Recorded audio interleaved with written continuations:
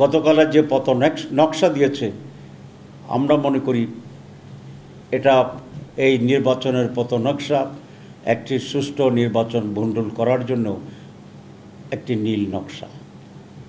আমরা আরেকটা কিছু লক্ষ্য রাখছি, যেটা ইন্টারিম গভর্নমেন্ট থেকে আমরা জাতি আশা করেছিল, তারা কমিটমেন্ট দিয়ে আসছিল যে তারা নিরপেক্ষ থাকবে এবং তারা সংস্কার করবে, বিচার দৃশ্যমান করবে এবং নির্বাচন করবে।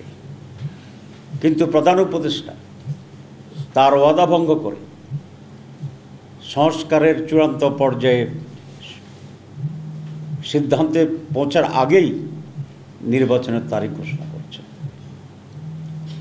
এবং বিচার এখনো দৃশ্যমান হয়।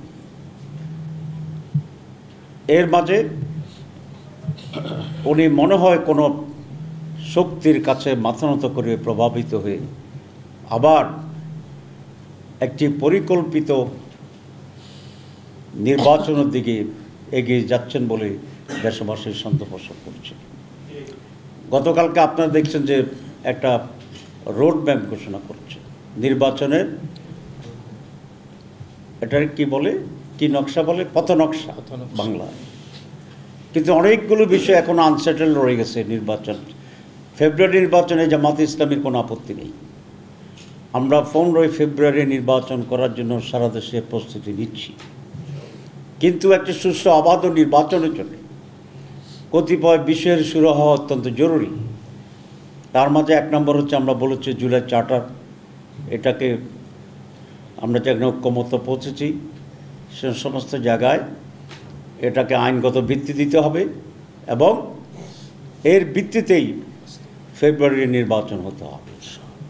কিন্তু সেগুলো না করেই গতকালের যে পথ নকশা দিয়েছে, আমরা মনে করি এটা এই নির্বাচনের পথ নকশা একটি সুষ্ঠু নির্বাচন ভণ্ডুল করার জন্য একটি নীল নকশা।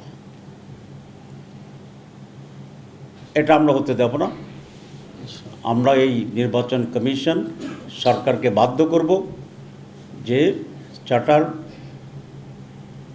রিফর্ম চার্টারের মাধ্যমে, পিআরের মাধ্যমে আগামী নির্বাচন হতে হবে এবং সেটা বাধ্য করা হবে ইনশাআল্লাহ।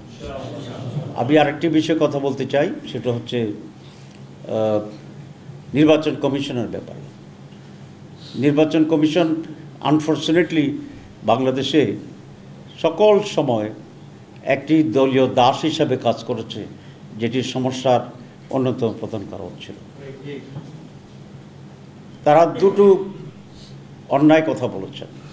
সিইসি একবার বলেছে যে পিআর সিস্টেম সংবিধানে নাই, সুতরাং এর ভিত্তিতে নির্বাচন করা যাবে না। আবার গতকালও শুনেছি তার ব্রিফিং একজন বলেছেন। আসলে আমি আশা করি যে ওনারা সংবিধান সম্পর্কে ধারণা রাখেন।